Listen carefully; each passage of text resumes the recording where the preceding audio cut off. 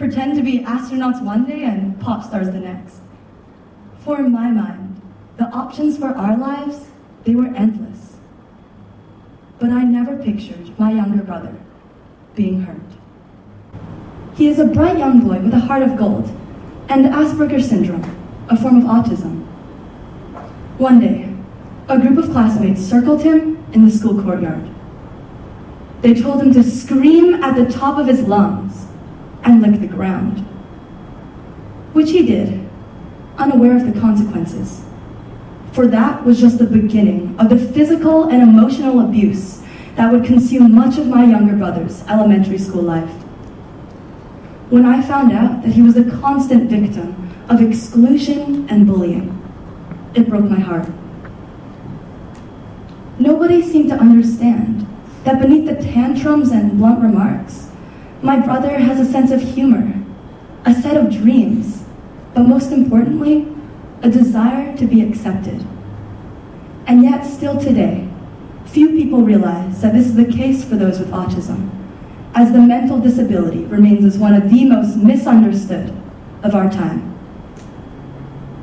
Autism is a mental disability that affects 1 in 68 children today. There are multiple disorders under the umbrella term of autism spectrum disorder, or ASD, and each one has varying characteristics. Around 40% of those with autism have average to above average intellectual abilities. However, there are those with extreme mental disability who are unable to live independently. Furthermore, those with autism have literal minds, and so sarcasm, irony, and the thousands of social guidelines that even we sometimes struggle to pick up on can be alien to those with ASD. Finally, it is important to understand that those with autism are unique, and we must not possess set expectations for any individual's behavior. Many of us in this room today have likely witnessed the physical or verbal abuse of a youth with autism. I know I have. The discrimination lies directly in front of our eyes, and yet a societal epidemic of misunderstanding and huge amounts of cultural stigma may be the reasons why we just can't seem to see autism discrimination's terrible impact. The New York Times stated in their wellness blog on September 3rd, 2012, that over 46% of all youth with autism have been bullied. Compare this to the 10% of neurotypical youth who reported bullying. And the results of all this abuse? Youth with autism are 28 times as likely to talk about or attempt a suicide. We urgently need to change our actions towards those with autism, for the mistreatment needs to stop. Because discrimination is not limited to statistics. Behind every number, there is a terrifying story. The Washington Post discovered last year on April 20th that 2 girls from Maryland had repeatedly abused a boy their age with autism. The boy, Michael, had just begun to go out with his girlfriend and her older sister, 17-year-old Lauren Bush. But as the times went on, things took a horrific turn. The 2 girls began to take advantage of Michael's social obliviousness. They put a knife to his throat, kicked him in the groin, dragged him by his hair, and even tried to make him have intercourse with the family dog. Once, they got Michael to walk across a half-frozen pond. He fell through the ice, and they did not help him up. Fortunately, Michael was able to drag himself out of the pond, but still, he could not defend himself from the attacks of these 2 teenage girls. Tragically, youth with autism are also abused by adults. The Raw Story, an independent journalism organization, uncovered a news story last year on April 23rd. A Georgia special education teacher had placed a hidden camera within his classroom, and with it, captured the severe physical abuse of an 11-year-old student with autism. He had been choked and repeatedly tossed around by 2 of his own teachers. After the situation was legally resolved, the student and the special ed teacher were reassigned to alternate schools. the issue of autism discrimination has become anything but displaced. This is just a glimpse into the window of suffering that each day holds for many youth with autism. Hundreds of youth around the world each day suffer from intolerance and bullying. They are prevented from acceptance by a barricade of misconceptions. And it is this misunderstanding that I hope to undermine today.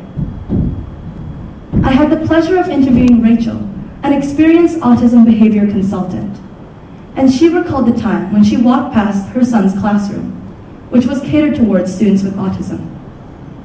She overheard another student call it the retard room.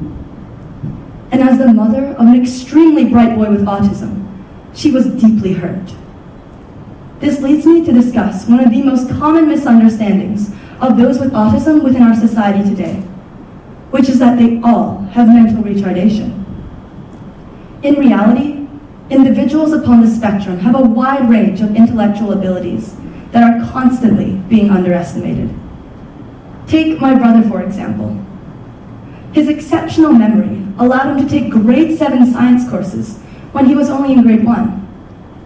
He received an A in that course and respect from his peers.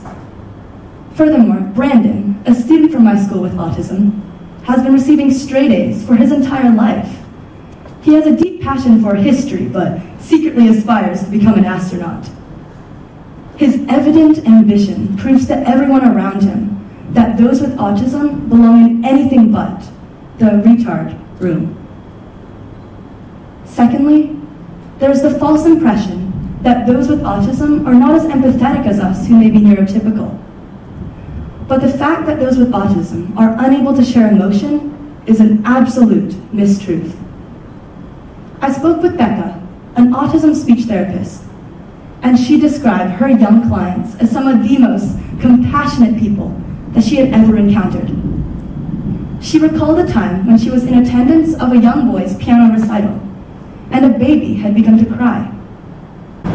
And although the boy could not even speak a word, he began to pace back and forth, giving the baby concerned glances every few moments until the infant stopped crying. Even at such a young age, this boy with autism was overcome with emotion for another. Becca continued to describe another young girl whom she had been taking through therapy for months. Whenever this young girl's mother would become stressed out during speech therapy sessions, the girl would stand up, kiss her mom on the cheek, caress her face, and proceed to hug everyone else in the room. Although her autism prevented her from conventionally expressing her emotions, that didn't stop her from trying to make everyone around her feel better. And that is true compassion. Finally, there was an interview I conducted with a student from my school who changed my perception of empathy and autism completely. I first noticed him in the classroom, standing in the corner with his brother. He had a very impassive expression on his face, and I thought that he would be cold and reserved during the interview process, but he was the opposite. One of my questions was, what would you do if you had one wish? And he said that all he would like to do would be to bring back the one person who he failed. That if he himself were not alive today, then maybe his loved one would still be around. Tears welled up in his eyes. And it was in that moment that I realized empathy is not restricted to words, and that those with autism are capable of caring at an extent beyond belief. Whenever I ask my younger brother about his future plans, he always brings up how he would love to have a family and be a dad. This brings me to one of the most tragic misunderstandings of those with autism within our society today, which is that they are not capable of establishing meaningful relationships with others. Even worse is the idea that they do not desire to be emotionally connected. It is true that many youth with autism prefer to keep to themselves. An example would be the boy I previously mentioned, who shared with me his one wish. He stated, and I quote, most people don't realize that I'd prefer to be alone, that I like my own pace, unquote. Despite this, he launched right into a description of his very best friend. He stated that, and I quote, "There are just some people that you gravitate towards. It's the sort of people you can trust and share interests. For me, he is someone who has not only earned my loyalty, but had it given to him the moment that I met him. He stands out from others whom I try to avoid," unquote. And although both these boys have autism, the depth of their friendship is absolutely profound. I spoke with numerous students with autism from my school, and I asked them, if you could change one thing about how others treated you, what would it be?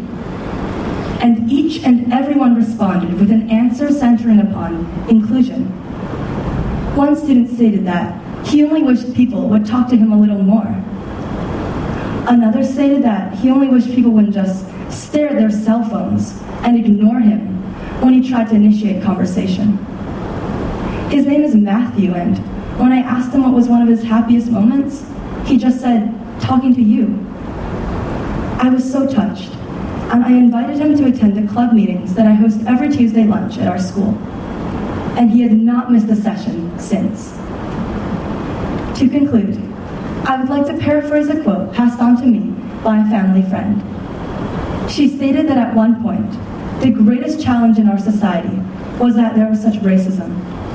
To completely oppress another race soon became intolerable. At around the same time, it became unacceptable to discriminate against women, and recently, against those of the LGBTQ community. And I believe that the next frontier for our society is mental disabilities.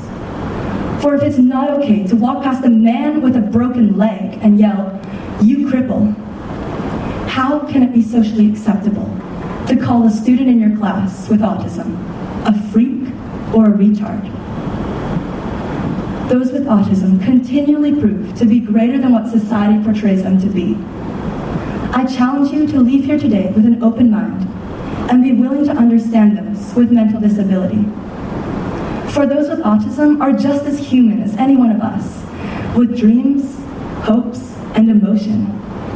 They have the desire to love and be loved, and they deserve for the mistreatment to be put to a stop.